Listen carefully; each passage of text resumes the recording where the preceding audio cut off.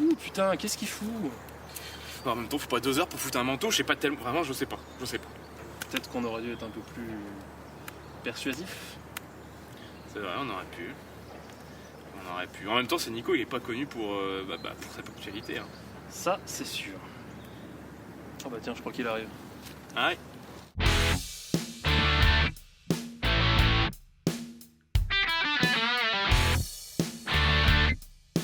Qu'est-ce qu'il fout?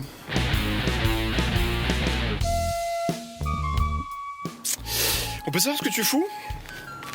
Bah, en fait, j'ai fait tomber la moto et je me demandais si vous voulez pas me filer un coup de main pour la relever. Ouais, qu'on faut y aller. Attends. Générique.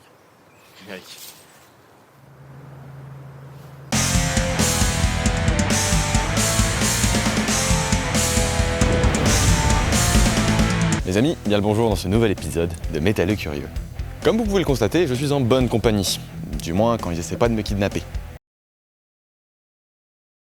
Et oui, car j'ai le plaisir d'enfin pouvoir utiliser cette formule aussi répandue que cliché sur le YouTube mondial. Cette vidéo est un peu spéciale, puisqu'elle est la deuxième partie d'une trilogie formée avec Hubert de la chaîne Métalliquois et Thibaut d'Histoire appliquée, consacrée à Hello Etier. Oui, alors par contre, je sais pas si t'as vu ma vidéo, mais en fait, ça se prononce LV. Tap. Chut. En temps normal, je passe un peu de temps à présenter le groupe dont je vais parler, mais bon, Hub en a fait une vidéo à part entière, alors je vais pas me casser la tête. Allez la regarder et puis revenez ici. Si, j'insiste, allez la regarder. Hop. J'attends. Bon, pour les plus récalcitrants, je vais résumer rapido.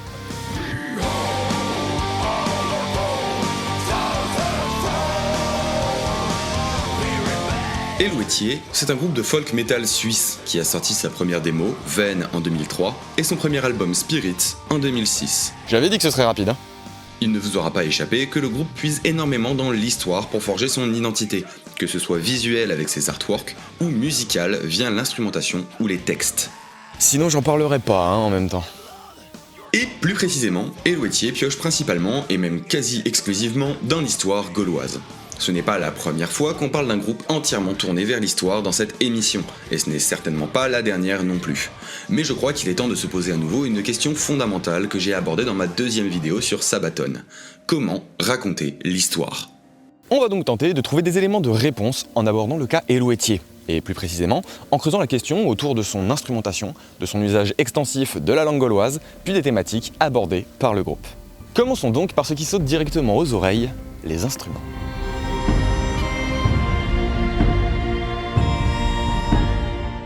Dans la musique du groupe, on trouve tout un tas d'instruments que je qualifierais de folkloriques, à défaut d'un meilleur mot, par opposition aux instruments habituels au métal que sont les guitares saturées, la basse et la batterie. Mais quels sont ces instruments et sont-ils cohérents avec l'histoire gauloise ? On va commencer avec les cas les plus faciles à traiter. Le violon et la mandoline ont été inventés au XVIe siècle et la vielle à roue, instrument pourtant emblématique du groupe, au XVIIe. En Italie en plus. Par convention, on appelle celte un certain nombre de populations européennes de l'âge du fer, une période qui s'étend du 8e siècle avant Jésus-Christ à la conquête romaine. Quant à ceux que l'on appelle, toujours par convention, les Gaulois, eh bien ça désigne les Celtes qui ont vécu sur un territoire recouvrant à peu près la France et la Belgique, ainsi qu'une partie de l'Allemagne et de la Suisse, à partir du 4e siècle avant Jésus-Christ. Bon, des instruments italiens inventés au plus tôt 1600 ans plus tard. La cornemuse, quant à elle, est mentionnée par Suétone, auteur romain du 1er siècle de notre ère. Il dit dans ses vies des 12 Césars que Néron, vers la fin de sa vie, avait publiquement fait vœu, si rien n'était changé dans sa fortune, de prendre part au jeu, qui serait célébré en l'honneur de sa victoire, même comme joueur d'orgue hydraulique, comme flûtiste ou comme joueur de cornemuse. Pour autant, il est probable qu'à cette époque, la cornemuse ne soit pas encore l'instrument traditionnel écossais que l'on connaît, qui prend sa forme actuelle au cours du XIe siècle. En fait, il est probable que différents types de cornemuses aient été développés en parallèle tout autour du bassin méditerranéen, à partir d'instruments à vent tout aussi différents les uns des autres, comme l'aulos gréco-romain.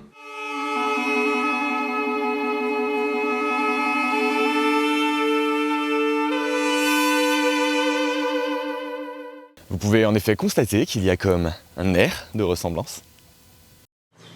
Oui, bah vas-y.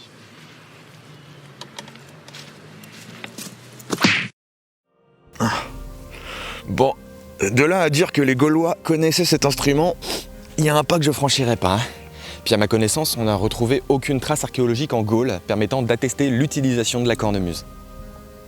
Concernant l'usage de la harpe, je crois qu'Helwetier perpétue une déformation du 19e siècle, où il était courant de représenter druides et bardes avec une harpe dans les peintures. Cette déformation se répand à cause de deux auteurs majeurs du romantisme. D'une part, Macpherson prétend avoir découvert des poèmes gaéliques attribués à un certain Ossian, dont la harpe serait l'instrument de prédilection. D'autre part, Chateaubriand écrit Les Martyrs, mettant en scène la druidesse Véleda et l'affublant d'une harpe. L'impact de ces œuvres est tel que la harpe devient un instrument gaulois par excellence, et tous les artistes peignant des tableaux mettant en scène des bardes gaulois peindront ainsi des harpes. Et ce, malgré Diodore de Sicile, auteur antique, qui écrit que les Gaulois utilisaient la lyre. La lyre est complètement ignorée, peut-être à cause du fait qu'elle avait une connotation grecque trop prononcée et mal adaptée aux visions romantiques du 19e siècle. La flûte, enfin, est un instrument connu depuis au moins 35 000 ans avant Jésus-Christ, période à laquelle sont datées les flûtes retrouvées sur le site de Hollfels, les plus vieilles flûtes connues. Tout à l'heure, je citais l'aulos gréco-romain comme possible ancêtre de la cornemuse. Eh bien, vous l'aurez remarqué, c'est une flûte. Ok, deux flûtes, mais jouées en même temps. Donc bon, même si j'ai rien retrouvé concernant l'usage de la flûte par les Gaulois, je pense qu'on peut dire que ça passe. Pour conclure sur l'instrumentation, on est clairement sur de l'interprétation libre. Absolument aucun instrument utilisé par Helwetier n'est typiquement gaulois, même si certains peuvent s'en rapprocher. Cela dit, peut-on vraiment leur en vouloir, puisque les seuls instruments attribués aux Gaulois et attestés sont la lyre et le carnyx. Il fallait faire un travail d'interprétation et prendre des libertés. Le violon et la vielle à roue sont avant tout des instruments populaires dédiés à la fête et à la danse. Et comme on l'a vu, pour les autres instruments, on garde plus ou moins une cohérence historique. Oui, et puis ça reste un groupe de métal. Je suis pas sûr que les Gaulois avaient des guitares électriques pour blaster les légions romaines. Ouais, c'est juste.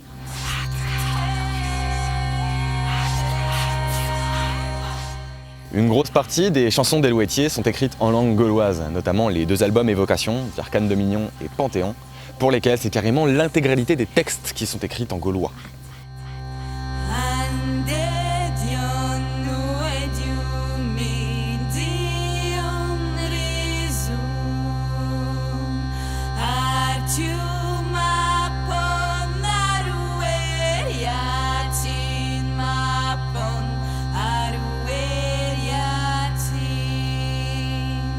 Mais dis donc, Jamie, est-ce qu'on connaît vraiment la langue gauloise ? Oh mais merci de poser cette question qui m'offre une parfaite transition. On dirait presque que c'est pas scripté à l'avance. J'ai eu la chance de pouvoir m'entretenir avec David Stifter, professeur de vieil irlandais à l'université de Maynooth en Irlande, et qui a écrit plusieurs articles au sujet des langues celtes. Que sait-on donc au sujet de la langue gauloise ? Et pas grand chose du coup, parce qu'ils avaient pas une culture orale. Ou alors, ça voudrait dire qu'Helwetier nous pipote ? Et c'est pas banal pour un groupe qui joue de la flûte. Eh ben en fait, c'est un peu plus compliqué que ça.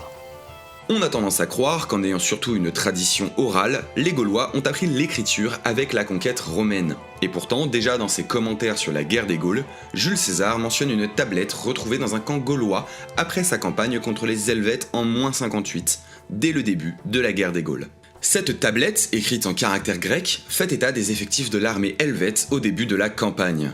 Cela nous renseigne sur le fait que les Helvètes connaissaient bel et bien l'écriture, mais avaient aussi pris l'habitude de s'en servir pour les tâches administratives.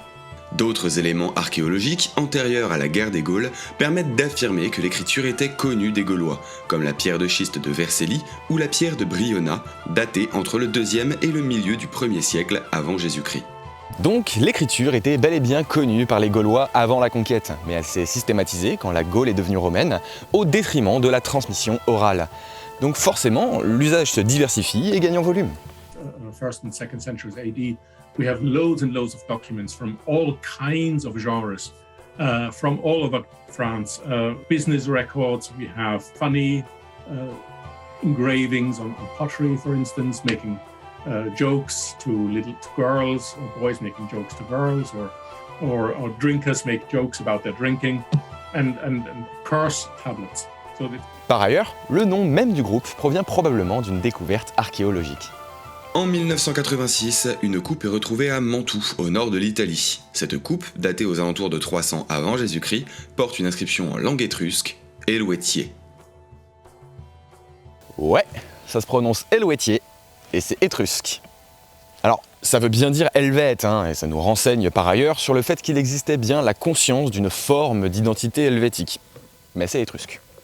Si j'ai bien compris, helvète en gaulois, c'est Helvétios. Ah merde! Enfin, ceci dit, ils se sont bien rattrapés parce qu'ils ont fait un album qui s'appelle Helvétios après. Ouais, c'est vrai. Et on en reparlera de cet album d'ailleurs. En plus des traces archéologiques, d'autres éléments permettent d'étudier la langue gauloise.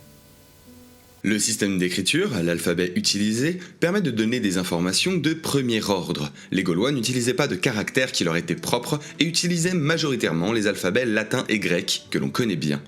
Bref, on a pas mal d'éléments qui permettent d'étudier la langue gauloise, mais c'est pas suffisant. On a un dictionnaire de noms assez conséquent, mais quand on en vient aux verbes et à la grammaire, c'est beaucoup plus limité. Finalement, cette idée d'une transmission orale, c'est surtout concernant la transmission du savoir et des connaissances dont les druides étaient les garants. Alors comment Helvétier, malgré cette connaissance parcellaire, parvient à écrire des textes entiers en langue gauloise?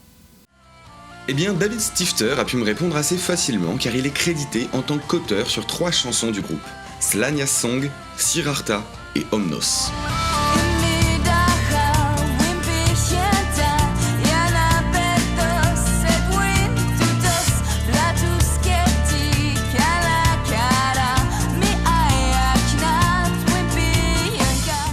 Eh, pour l'anecdote, Omnos ça veut dire peur en gaulois. Mais l'histoire de la chanson n'a rien à voir avec les Gaulois puisque basiquement c'est le petit chaperon rouge. Ça tourne toujours là en fait, hein. Oh merde! David Stifter a écrit ces textes il y a une vingtaine d'années, et Helvétier les a ensuite repris pour les mettre en chanson. Pour écrire, le linguiste s'est aidé du vieil irlandais, une autre langue celtique relativement proche du gaulois et qui, elle, est bien connue. En combinant tout ça, David Stifter a ainsi pu reconstruire une grammaire qui lui a permis d'écrire ses textes. Évidemment, il serait absolument faux de dire que c'était de cette manière que parlaient les Gaulois. Il s'agit néanmoins d'une méthode académique suffisamment propre qui permet de se rapprocher d'une idée de ce qu'elle aurait pu être. Je lui ai également fait lire les paroles de l'album Évocation 2, Panthéon, et David Stifter m'a dit que le groupe avait utilisé la même méthode. Si certains points sont sujets à débat, c'est de l'ordre du détail, et lui-même aurait pu écrire les textes d'une manière similaire.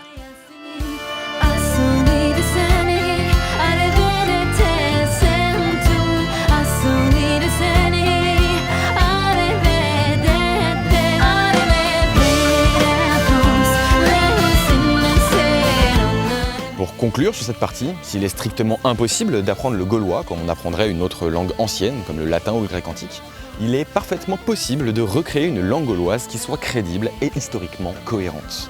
Un exercice qu'Helvétier accomplit avec brio. Ouais, si vous vous posez la question, ce petit machin, c'est ce qui me permet de commander mon prompteur. Hein.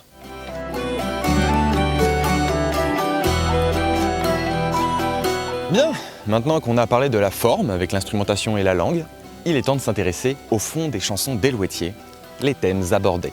Ces thèmes, je les classe en 3 catégories. La mythologie, la spiritualité et les chansons à fond historique.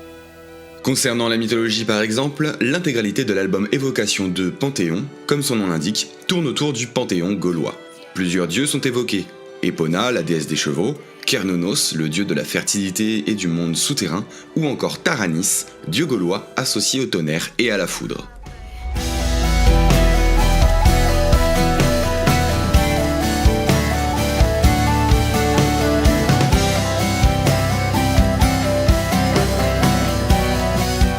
Mais bon, on va pas en parler, j'ai rien trouvé.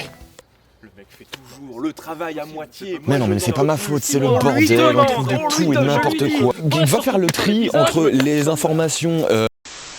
La deuxième catégorie que j'ai pu trouver, ce sont les chansons liées à la spiritualité et le rapport à la nature. Et pour le coup, je pense que c'est à la fois simple et compliqué à analyser. Quand on pense aux Gaulois, on pense inévitablement aux druides, ces personnages que l'on connaît comme des prêtres magiciens qui gèrent l'aspect mystique de la société gauloise, habillés de longues robes blanches et vivant reclus dans de profondes forêts.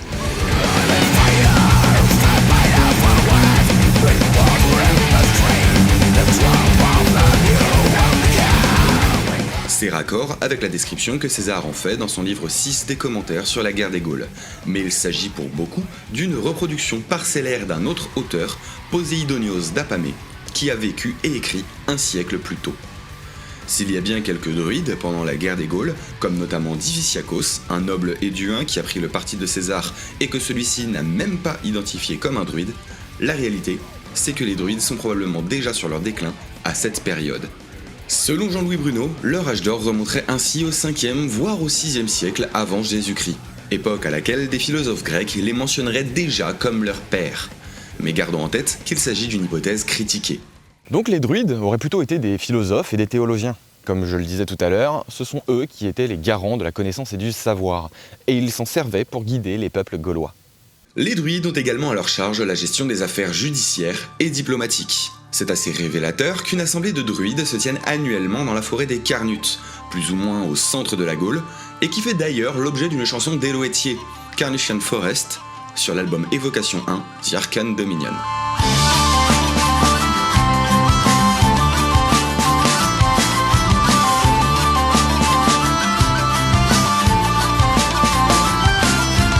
Pour autant, l'image que l'on a des druides est largement déformée par des auteurs latins et grecs qui ne les connaissent pas, ne veulent pas les connaître et n'écrivent que ce qui les intéresse.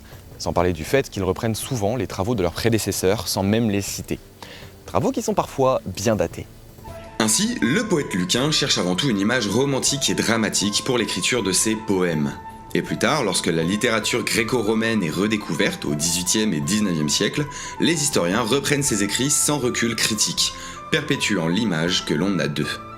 Puis à l'époque, les auteurs aimaient bien piocher dans l'histoire pour justifier des idéologies nationalistes. Ils n'étaient pas aussi sérieux ni aussi scientifiques que les historiens de maintenant. Tacite mentionne également les druides dans ses annales, notamment une île sur laquelle un général romain mate une rébellion sous le règne de Néron. Et cette île, les fans d'Helloëtier la connaissent peut-être. Elle est traditionnellement localisée sur l'actuelle île d'Anglesey au Pays de Galles, et son nom est Inis Mona.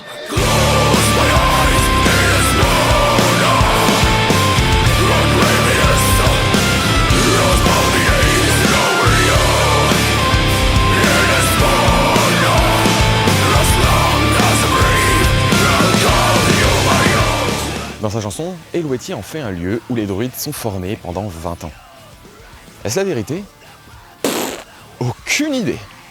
Tacite mentionne juste le fait que des druides participent à la rébellion et que les Romains y rasent des bois sacrés voués à de sauvages superstitions. Toujours est-il que si les îles britanniques sont bien celtes, elles ne sont pas gauloises. Ouais, parce que tous les Gaulois sont des Celtes, mais tous les Celtes ne sont pas des Gaulois. On en reparlera dans une vidéo complément. Par contre, considérant la localisation acceptée de l'île, c'est plutôt bien vu de la part d'Helloëtier d'utiliser dans sa chanson un air traditionnel breton.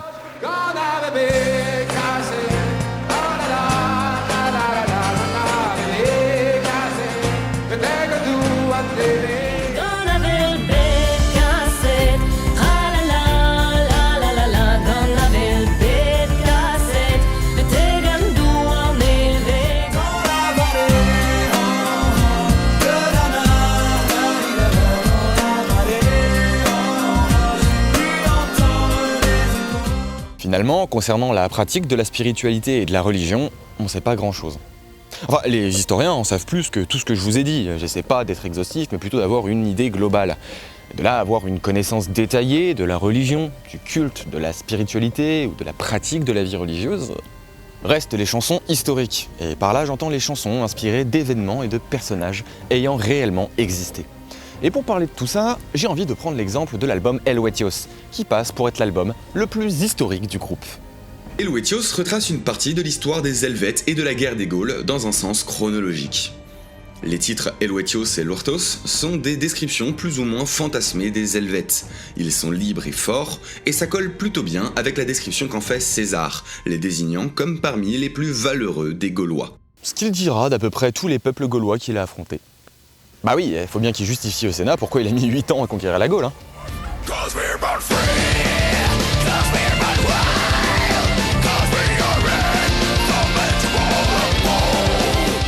Dans le cas d'Helloetios, on a même une description quasi mythologique de la naissance du peuple helvète. On peut y voir une interprétation romancée de l'une des hypothèses des historiens, l'ethnogénèse des peuples gaulois, c'est-à-dire la formation progressive d'un peuple et d'un sentiment d'appartenance à ce peuple. Hypothèse plus ou moins confirmée par la coupe étrusque retrouvée à Mantoue d'ailleurs. La chanson suivante, c'est Home, et pour celle-là, j'ai un doute. En partant du principe que l'album suit un déroulé chronologique, j'ai envie d'y voir une première migration des Helvètes. Une théorie, motivée par les écrits de Poseidonios d'Apamée, veut que les Tigurins, déjà décrits comme des Helvètes, soient partis du sud de la Germanie, suivant les Cimbres et les Teutons lors d'une migration massive au IIe siècle avant Jésus-Christ. Ils sont descendus jusqu'au sud de la Gaule, affrontant les Romains à Agen, où ils tuent le consul Lucius Cassius, aïeul de César, avant de repartir et se réfugier sur le plateau suisse. Les Helvètes auraient ainsi une origine germanique. Des Suisses allemands, quoi.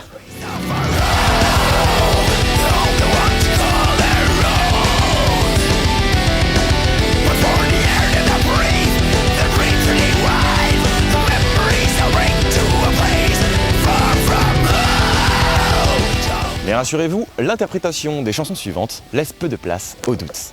Pour une fois qu'il est sûr d'un truc, celui-là. Mais dis donc! Santonian Shores raconte la migration des peuples helvètes en 58 avant Jésus-Christ. À l'étroit sur le plateau suisse et manquant de ressources, les Helvètes traversent les territoires des Sécanes et des Éduins, dont les derniers sont des alliés de Rome.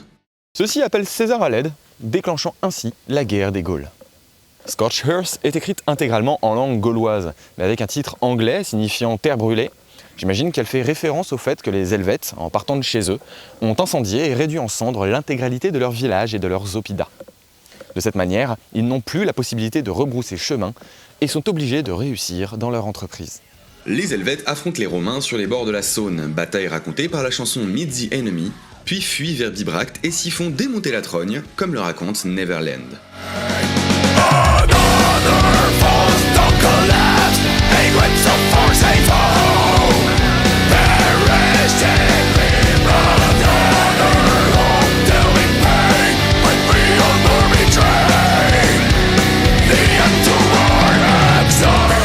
Suit ensuite Rose for Epona, lamentation sur les conséquences de la guerre, alors que les Helvètes rejoignent le plateau suisse, la queue entre les jambes. On n'entendra plus jamais parler ensuite des Helvètes pendant la guerre des Gaules, mais ceux-ci ont donné une excuse parfaite à César pour lancer ses campagnes.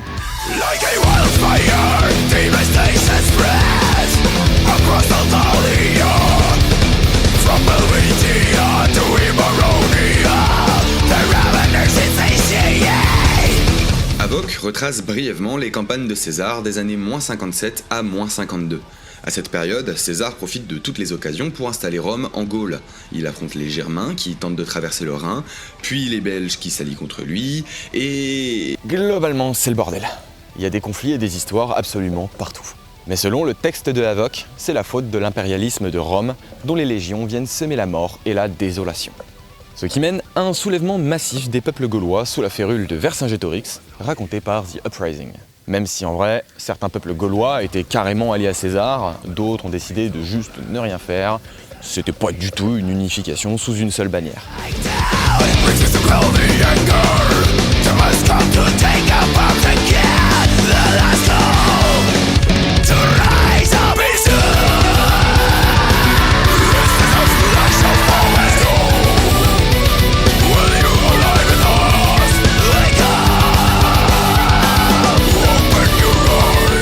Finalement, les Romains assiègent Avaricum et mettent la ville à feu et à sang. Cet événement, qui inspire le titre The Siege, est un tournant dans le conflit. En effet, Vercingétorix menait une politique de terre brûlée afin d'empêcher les légions de se ravitailler. Mais les habitants ont supplié le chef Arverne d'épargner leur ville, permettant ainsi aux Romains de faire le plein, erreur qui mènera ensuite au siège d'Alésia, En Bourgogne. qui aura aussi droit à sa chanson. We pass the great gate for the very last time. I did not look back. I knew it's Tullianum, qui ne contient que 3 vers, fait probablement référence à la prison dans laquelle fut enfermé Vercingétorix après la bataille, attendant son exécution. On situe généralement la fin de la guerre des Gaules après la bataille d'Uxellodunum, qui a eu lieu en -51. Afin de dissuader les autres peuples gaulois d'encore se soulever contre Rome, Jules César décide d'en faire un exemple. Il fait trancher les mains de tous les hommes de la ville. Une inspiration parfaite pour une chanson, n'est-ce pas ?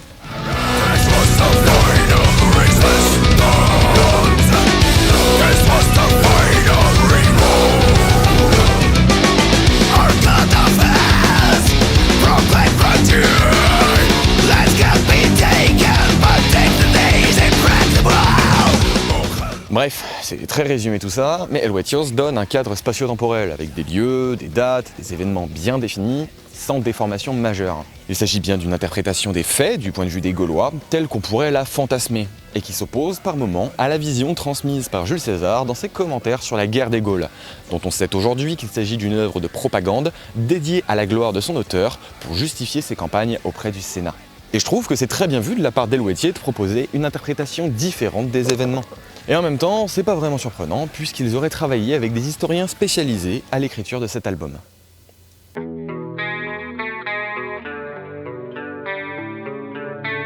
En conclusion, j'ai très envie de saluer le travail d'Helvetier. Il y a beaucoup d'interprétations, mais le groupe n'a pas vocation à faire du 100% historique. On est certes sur de l'évocation, mais c'est de l'évocation instruite. Et là que j'y pense, je me dis que le titre des 2 albums évocation n'est sûrement pas dû au hasard. Dans l'épisode précédent, je citais Pierre Renucci qui disait au sujet de Caligula « Là où l'historien est insuffisant, le dramaturge et le romancier peuvent montrer le chemin. Tant pis pour l'histoire, et tant mieux pour le rêve. » Et je crois qu'on peut y apporter une première nuance. Il est tout à fait possible d'écrire une histoire romancée, mais qui respecte l'état actuel des connaissances scientifiques. Et Helvetier le fait bien, avec une identité bien à eux. L'identité du groupe ne sert pas de guide ou de carcan pour l'histoire, quitte à la déformer. C'est au contraire cette utilisation intelligente de l'histoire qui forge l'identité du groupe. Bon, cette première nuance, elle est plutôt sympa, mais on va pas se mentir. Je suis à peu près certain qu'on peut trouver encore des trucs à dire. On en reparlera au fil des prochaines vidéos. Merci pour le visionnage. Bon bah voilà, c'est cool, on a finalement fait cette vidéo. Et en plus, c'est bien parce qu'on n'a pas eu trop besoin de te forcer la main. Ou de prendre la tête. En plus de ça, on t'a pas vraiment mis le couteau sous la gorge. Oui, au final, il fallait seulement que tu te lances. Finalement, ça valait peut-être pas le coup de faire une telle levée de bouclier. En plus, comme il y a pas mal de bouquins sur les Celtes, t'as eu de quoi lire. Et puis tu n'as pas trop trébuché sur le sujet. Trébuché. En tout cas, la vidéo était très réussie, je te tire mon chapeau. Oh, la barbe. Et puis c'est pas comme si la matraque avait été une épée de Damoclès au-dessus de ta tête. En tout cas, au final, j'espère qu'on t'aura pas trop fait chier. Faites pas ça, faites pas ça. Ah, bah ça me faisait rire, moi.